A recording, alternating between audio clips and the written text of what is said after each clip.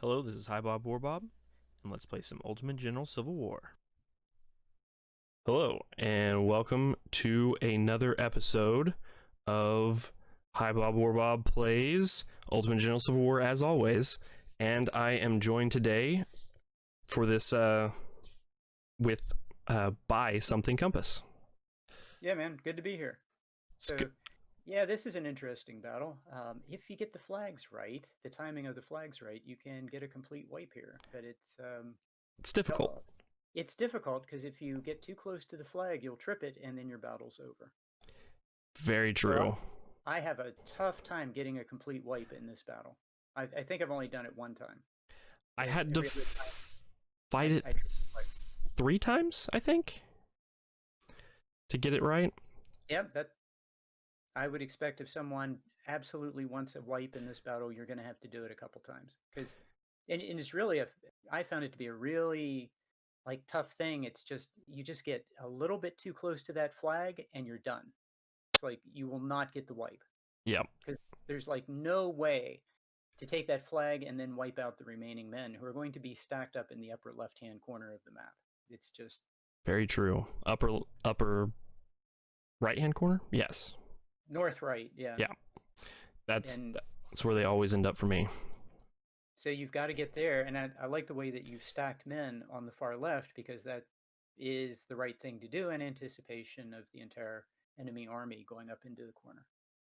So that's the right play.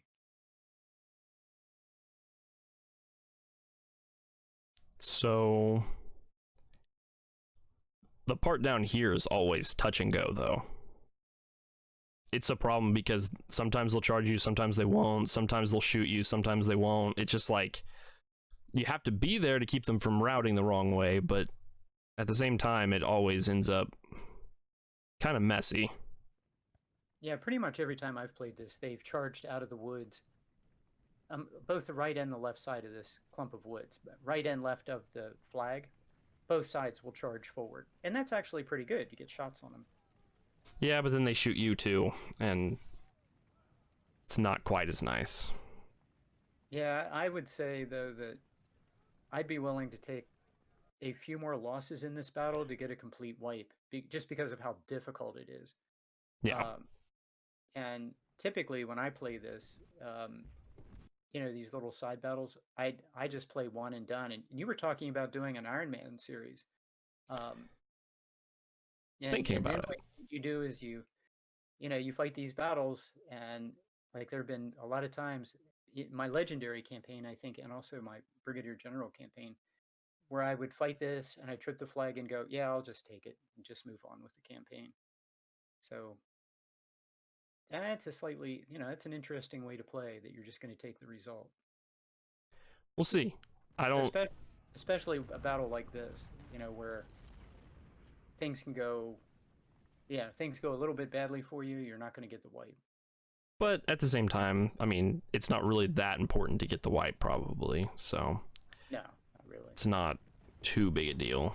As long as you don't take a whole lot of casualties, this one's pretty straightforward. Yeah, look, the enemy is 2-star and 2950. Yep, they're all going to be max size for like forever at this point. It's just how it's going to be whenever you're bringing this big of units. Yeah, the other thing that seems to happen in my union campaigns is the enemy goes to like 70 training and armory early. I mean, 70, 80, just those numbers go to the sky, which, on the plus side, you will be recovering great weapons, but the enemy is going to be just completely maxed out. 3 stars, 100 in every skill, and, Fayettevilles. Yeah, armory is in some ways better than training, at least, because then at least you get the guns. But whenever they max out training, it just makes their units better, and that's pretty much it. Yeah. Just makes it more painful. Then you have to stay in cover just to preserve your army, or just not take horrible losses. Yeah. So yeah, it's amazing how we get used to like, oh, he has a skirmisher unit. You know, I'm playing on legendary. He could kick my behind with that. It's just a different way of, you know, that his skirmisher units when they have 3 stars, they're maybe the toughest little units on the battlefield. I've been having an easier time with skirmisher units, I feel, lately, for some reason. They just haven't been as tough as what I've been expecting. Huh. I don't know what I did differently, but they just seem to, like, take one shot and run away. Huh. But, I mean, I'm always making sure that I'm facing them, like, while they're in the open, so... Yeah. They're just a real nuisance. Yeah, second bull run, man, like, they get a ton of skirmisher units, like, coming in from the off the map day 2. Yeah. They get, like, what, 6 of them or something? It's either 5 or 6 units of skirmishers between the two, like, 2 or 3 spawns that come in over there. And they're always just, like, appearing in front of my units and, like, shooting me. But then I'll shoot them once and they're just like, okay, I'm out. Because I've got them all boxed in, so it isn't as bad as it could be. I wonder if Panda changed them in the UI mod. I don't think he did. I don't think he did either. I think it's just, like, that I've gotten used to them and, like, I handle them differently than I used to. I actually, like, actively Yeah, you have to, or they'll collapse your whole front. Yeah, because on even Major General, you just walk up, shoot them, get into melee with them, and they're not a big factor. But on Legendary, like, you just don't walk up to them and get them in melee. 1 unit on 1 unit. Yeah, but I'm also, like, running around with 2,500 man units, and you probably weren't. So Yeah. I think that's a big part of it too. Yeah, it is. The way the unit size affects melee is, yeah, that's part of it too. Yeah, it was an early battle. I got one of my, maybe it was a 1-star unit, might have been a no-star Union unit on Legendary, and he comes charging in, as he does in the early part of a battle. And I thought, well, 1-on-1, I'll win this. Nope, my unit routed. He kicked my butt. So yeah, you have to change your play style. Union units just don't hold up in melee. Yeah, people coming from the CSA campaign are in for a surprise.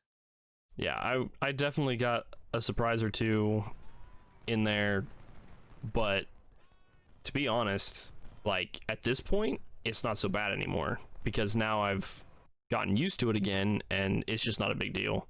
As long as you play around it, you can still do melee. You just have to be, like, careful about when you get into melee. Very careful. Yes. Whereas in the CSA campaign, I just, like, I'm like, I see that guy, melee him. Yes. Don't even think about it too much. Yep, and 1-on-1 is fine. 2-on-1 is better, but 1-on-1 is fine. You're gonna win. But the Union, it's, well, I need to get 2 or 3 units firing into this guy, and then get 2-on-1. You just have to adapt. So, or things are going to be, well, you're going to be surprised, unpleasantly surprised. Unpleasant. It's going to be unpleasant for sure. Already got their cav trapped in a corner. Yeah, that's nice. So not going to have to worry about him too much. That was a little bit scary there, but he hadn't turned fast enough, so we should be fine. Looks like one of your units is targeting. Yeah, I hate when it does that. A unit will target a unit that is, like, behind another unit. Yeah. And then it won't fire. You were talking earlier about, you know, people play without hitting pause. That is a bad idea. We had talked about that. It's a good idea to hit pause every once in a while and just see where your units are firing and see how many of them are trying to target someone they can't reach. Yeah. Because like you target a unit in front and then it retreats and another unit moves forward and your unit will still be trying to hit the guy who fell back. And when that happens, you're just going to stand there and take losses for no purpose.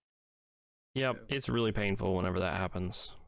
So pause. The more you hit pause, the less of that kind of thing you're going to have. Of course, I get why people want to play with no pause too. they're just suckers for punishment, though, in my book. Yeah.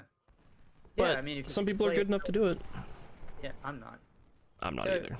I mean, if you were, the more you hit pause, the better result you're going to get. So it's a trade-off. If you want a higher kill ratio, hit pause more frequently. Or play at a lower difficulty. You can play on Brigadier General and almost never hit pause. And get great results. Doesn't matter. Yeah. I think I finally went through and I played a little bit on Colonel difficulty the other day, and I was amazed at just how different it is. Yeah, I think unplayable is the word that came to mind when I tried Colonel. Yeah, it's just like, this is like taking candy from babies. Yeah. That's what it feels like. And I was just like, they don't have enough men. Like, where are all their men?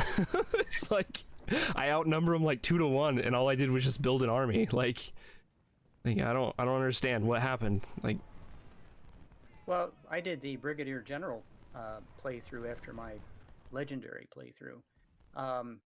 And the thing that I noticed right away was the enemy brought, and I was playing the Union, the enemy brought tiny armies, and they had the most horrible weapons. So it didn't matter how many you captured, you weren't going to kill and capture that many because the army, compared to Legendary, the army was tiny.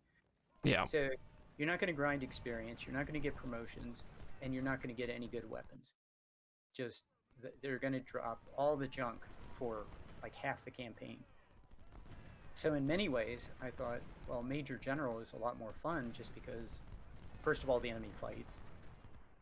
The army's large enough that you can grind XP, and yeah, and it's great to recover Harper's Ferries instead of 42s. For like 3/4 of the game. Yeah. It's pretty weird. Yeah, all the things you think you know just don't hold true whenever they have no guns and no army, like both. It's like painful. Yeah, you need them to have men that you can shoot up so you can grind XP, so you can build your army.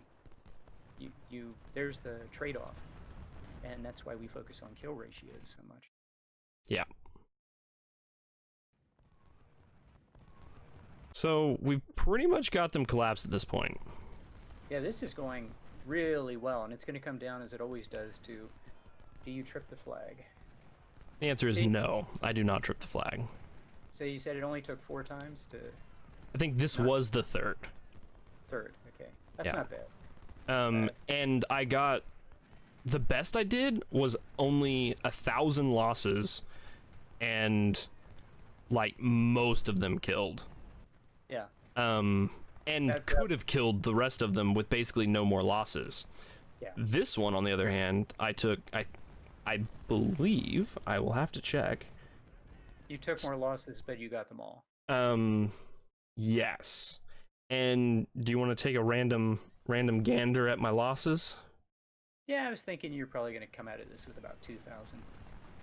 So this can be bloody. I mean, this can be... Secure River, 1565. Not too far off. Yeah, and then after medicine, it's like 1,500, almost even. So yeah. Nothing crazy. Yeah, you can lose 3,000 or 4,000 here if you run up. If you ran up here with, I think, snipers and some artillery and some undersized units, and you just exchange shots with the enemy in the woods, this could go all kinds of bad. But you broke his right flank early, and that made his whole position just completely untenable. And I was already like wrapped around to his left too the whole time as well. Yeah, yeah. We always wrap around his left, but and we always think of that. But you really went hard on his right flank, and that just made his position up to the north. Here is his right flank. Yeah. Yes. Okay. So yeah, I went for both sides. Yeah, it took me a long time to get around the left. It doesn't usually take that long to get around the left. That one unit that was standing out in the open that like turned and like was a problem for a while, that guy normally will be a little bit further to the north, and I can actually get around to the south of him and shoot at his flank and actually get a flank shot instead of him turning and actually shooting at my guys coming like right along the wall there to the south. So Yeah. this one didn't go as well for that, but everything else went well.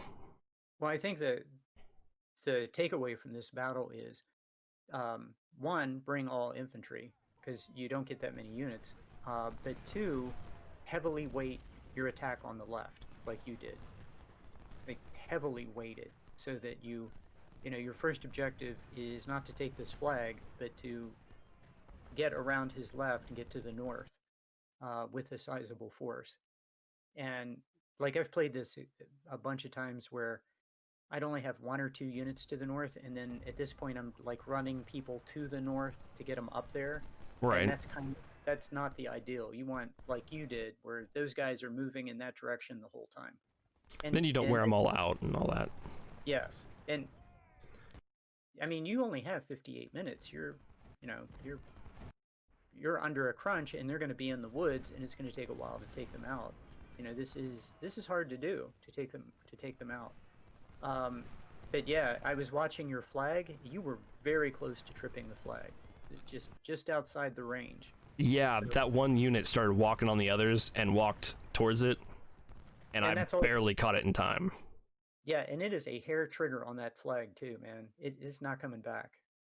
So you trip the flag, it's done. Because I think you get 20 minutes, and then battle's over. Yeah, it's not long. I was also worried that, like, if I didn't have the flag, sometimes certain things you'll like just randomly lose if you don't have the flag. Yeah. So I think I end up taking the flag towards the end. I think I moved somebody over there to take it just in case, because I was worried that, because I hadn't actually tested to see if you could capture the last unit and not have taken the flag and still win. Yeah. And I was like, I don't want to like do all of this and then have it be that it just says draw. Yeah. Because you didn't take the flag technically. So yeah. I go ahead and take the flag right at the very, like, with like 10 minutes left, I take the flag. Yeah, that's pretty good advice actually for every battle, is to see what the game set or the Steam page says the ending time for the battle is, and then like 20 minutes before that absolute cutoff, have a unit standing right there to occupy the flag no matter what. Because in most battles, you wipe everybody out, you're good to go. But there's a couple where you don't. There's a couple you can't. Where you wipe everybody out, timer is off. Yeah, the devs did not really think through the victory location system that they put into the game. Let's see, with 50 minutes left, so it only took me like 10 minutes to get into the corner. From being all spread out like that to being almost all purely in the corner. Because I had all these units along the side to shoot flank shots on everybody as they retreated toward the corner, so they wouldn't stop on their way back. They would get stuck.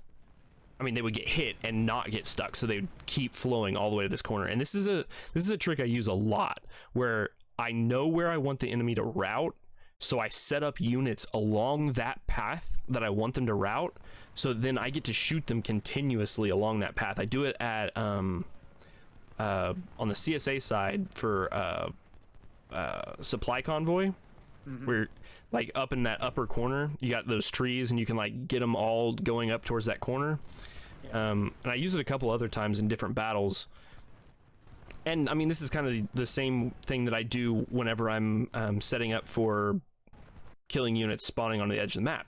You don't actually want to be able to shoot the edge of the map. You want to be like 2 units width away from the edge of the map, from being able to hit the edge of the map. That means that you will be able to hit the flanks of units that are falling back in the wrong orientation to your units along the edge, but any unit that actually faces your units will have room to sit back there without shooting you, so that then all your units that are coming along the side of the map can get flank shots on them as they sweep them up the edge of the map.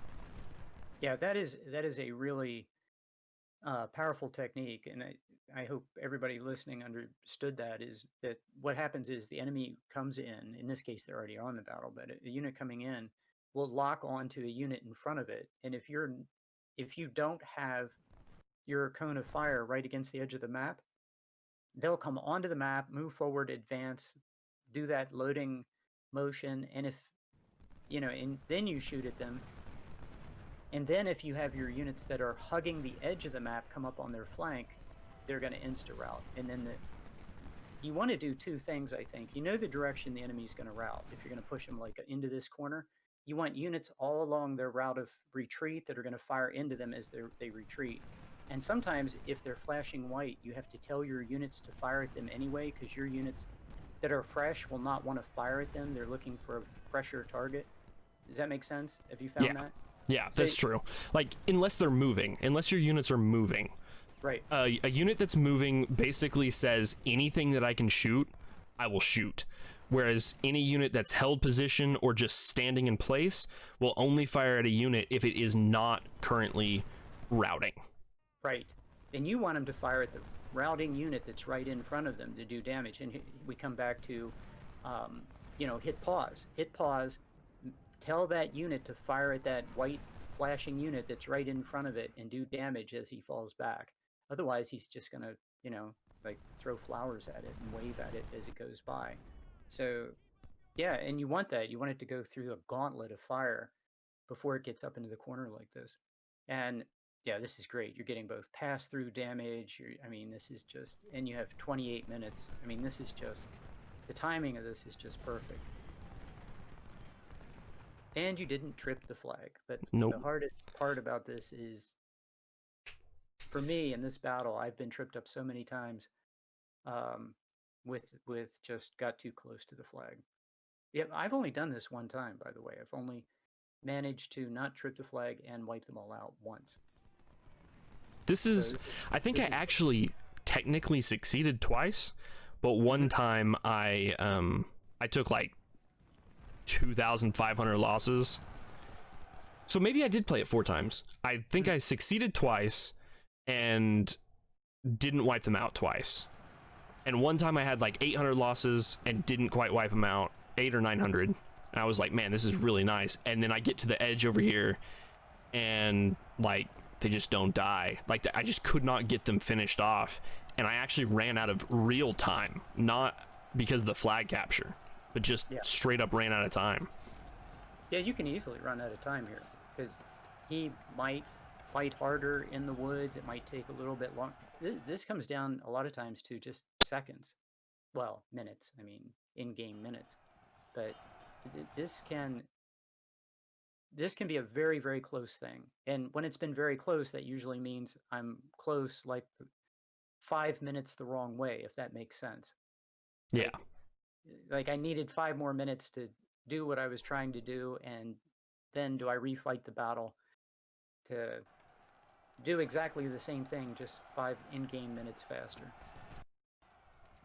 So I'm constantly telling the guys in the back not to shoot the guys in the front because I hate shooting my own guys. Yep, pass-through damage. But I can't tell those guys to stop. I guess they're still in melee somehow, all the way back there. So as long as they're in melee, you don't do collateral damage to allies. That's right, yeah. Which is awesome. Well, there's another good reason to hit pause, is what you're doing here is you're clicking on the unit and trying to put them on hold fire, and if they don't go to hold fire, it means they're in melee. But there's no way to tell if the unit's in melee or not without doing that. Yeah. So there's no other... Oh, that's just a spectacular result for this battle. That's wonderful. I still had a little bit of time left too. I was pleasantly surprised this time. This time it went really smooth, except for that part where getting around to the south. But I got all those units way up to the north, in the north, all the way to the east, and it just made it so easy to get them to route down that side once I got them there. And I was like, well, that's it. I'm done. Like, it might not be as low a losses as I could have gotten, but it's pretty. I would happily take... this is the Union campaign. You're not going to be starved for men. So I would happily take twice the losses that you had here for that result. A 100% wipe. It's just, that's a great result. Look All at those 2 stars. Yeah, did Yeah. you notice you recovered just garbage weapons? Oh yeah, it's bad. That was terrible. 42s. I think they Ooh. Sending a drill instructor. so they got a training up to 76, 81%. Oh, ouch. So I think after this, I face like all 3 stars all the time. Yeah. So Yeah, that happens in the Union campaign. The worst one is you get a general who's a trainer, and that's plus 20 to training, but you're like at the cap. I mean, that's the limit right there. I mean, once you get up to like 80% or so, yeah, it stops even doing anything because you're already that's it. as high as it goes. Yeah, so it's all 3-star all the time. Yeah, ouch. Yeah, Armory. but I mean, I don't mind. I it doesn't seem to be too bad. We're coming up here at the end, and we can switch over to the spreadsheet. So let's turn that off and switch over. Okay, so we're switched on over here to the spreadsheet now, and here is our results. Killed and captured almost 20k. 12.5 to 1. Lost 5%. That's a little bit high. I would have. No, it isn't. I mean, look at my numbers. Like 2.6, like 4. I like to keep it around under 5. I like to keep it under 5 if possible.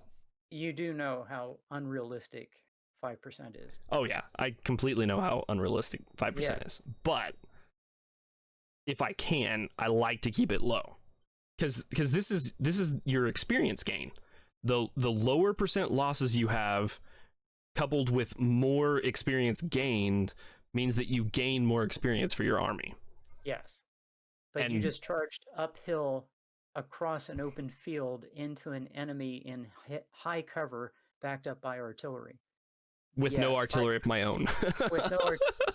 with those crappy gunboats that did absolutely nothing. Yes, 5% is spectacular. And I guess it's almost an even 13 to 1 after medicine. So that's I mean, anything over 10 to 1, like you've always said, is really, really good. No complaints there. I obviously aim for higher, but I expect to get at least 10, I guess. And anything over that is just gravy at that point. 96% killed, 97% killed. Yeah, nice. Well, the thing to keep in mind about the Union campaign is you're going to have plenty of men, plenty of weapons, great weapons, plenty of cash, and an enormous army. And the enemy in the end game is going to have a much smaller army. It's not going to be like Washington. Richmond is going to be a much easier battle. So, 10 to 1, the Spectrum gold standard, Spectrum introduced that as the gold standard, and you don't need 3-star units to just crush this campaign. You can do it perfectly fine with 2-star units. I agree. Even though the enemy has training of 70, you can still just steamroll the enemy with 20-pound parrots and 2-star infantry. 2-star infantry is a big key there.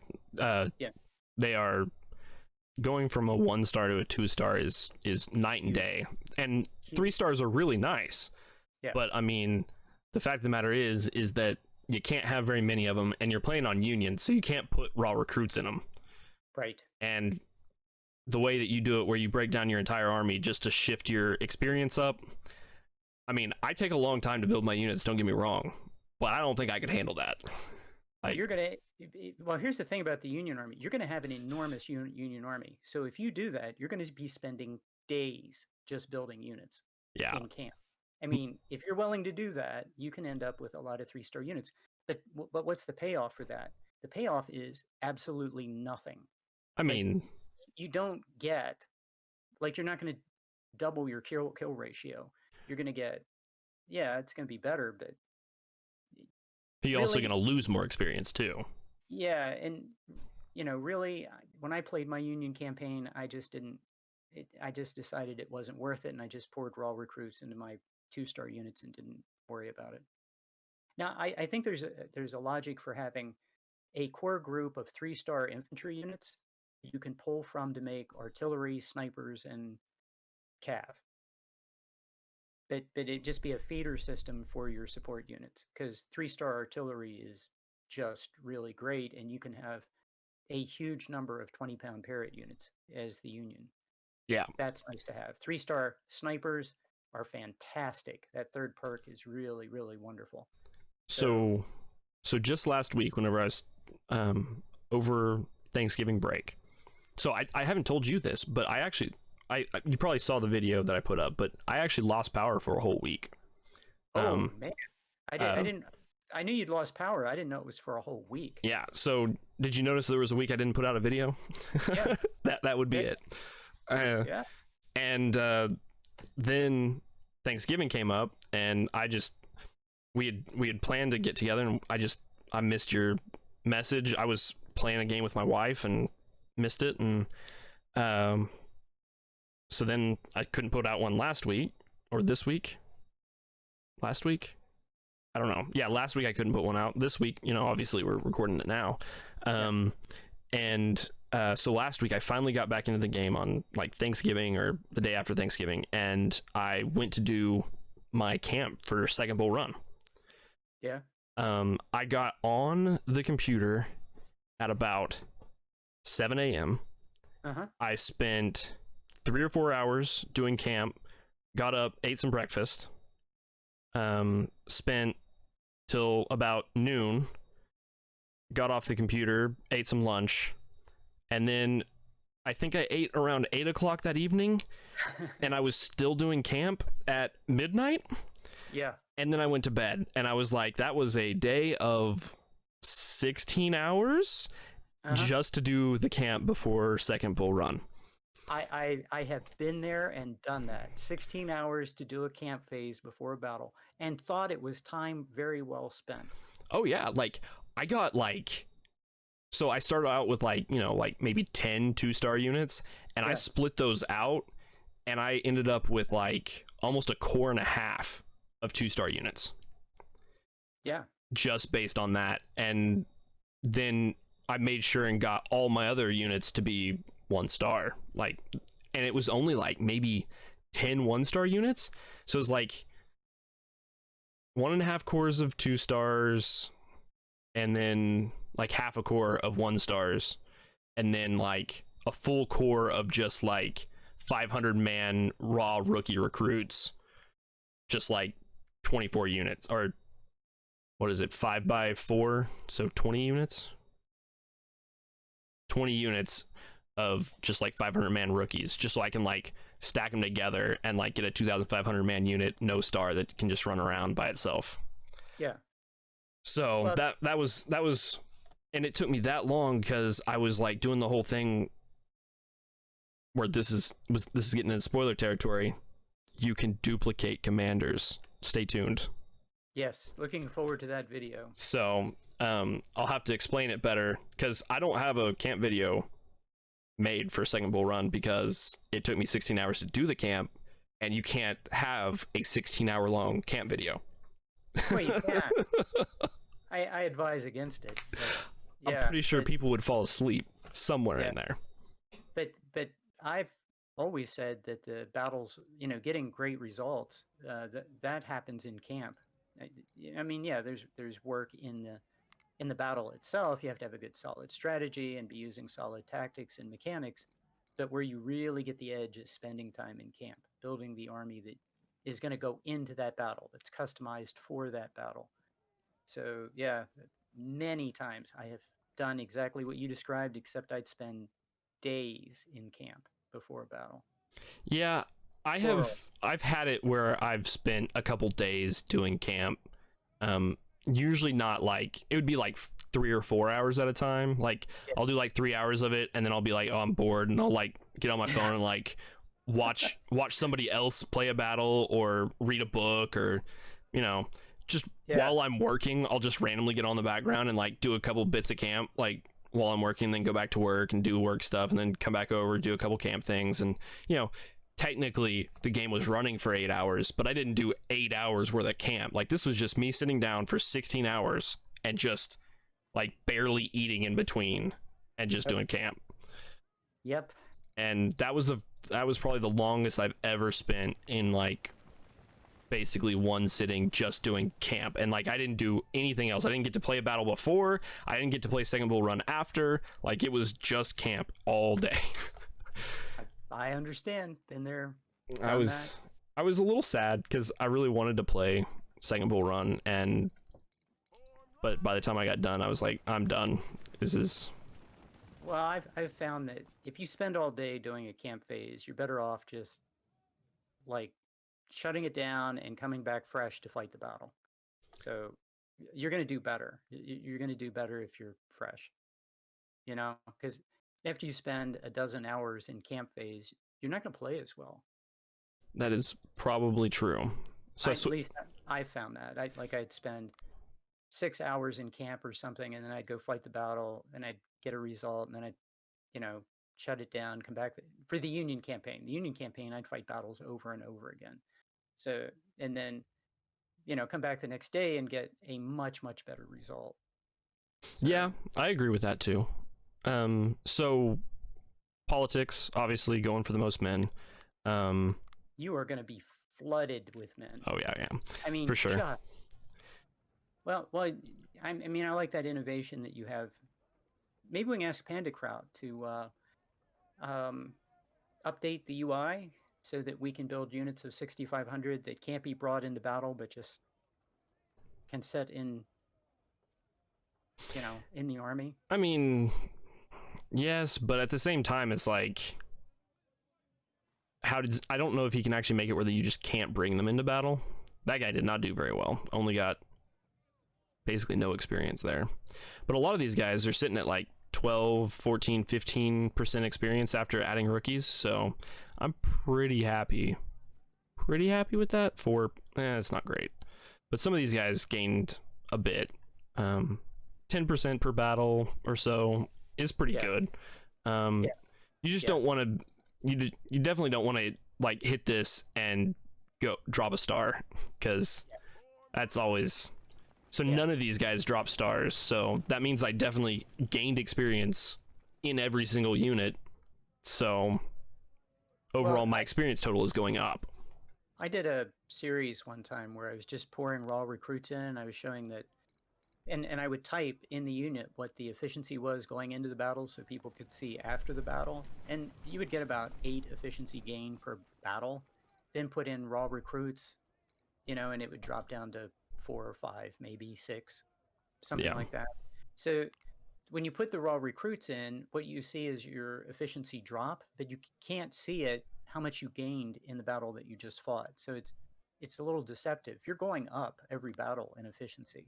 You're just going up slower than if you would be buying veterans, which you cannot afford. So, going up 5, 6, 7 efficiency every battle, that's nice steady growth. So you can see like this is one of my 2 stars, probably basically the exact same experience as these ones before the battle, and 28 efficiency, and all of these guys have like 40. And even once I add it, like, I'm still gonna be at 41 from 43, so I'm not gonna drop that much to most of my stats. I think most of the stats should be pretty much the same as what they were. Yeah, you didn't take very many losses, so you'll go down about 2, probably went up about 10, which is, it's great. And the thing with the Union Army, like we said, you don't need a bunch of 3 stars for the Union. Nah, you got too many men to really be able to concentrate your experience that much. Yeah, well, you're starting at such a horrible level to begin with. I mean, it just be and then what's the payoff for spending? These units are terrible. 20 hours in every camp phase, because you're going to have an army of 150,000 really fast. You're going to be surprised. I think I have an army at 100,000 at second bull run. Not surprised. So, and of course, it just goes up from there. Well, it has been a blast. But I think that we're just about to hit 40 minutes. We spent about 10 minutes doing just random stuff here. 30 minutes on a battle, 10 minutes on this extra stuff. I think that's about a good mix of informative and battle. Yes. So we will see you guys in the next one. You guys have a good one. Hi, Bob. War Bob, out. Well, this has been a blast. Hope you guys have had as much fun as I've had. I'll see you again in the next episode. You guys have a good one,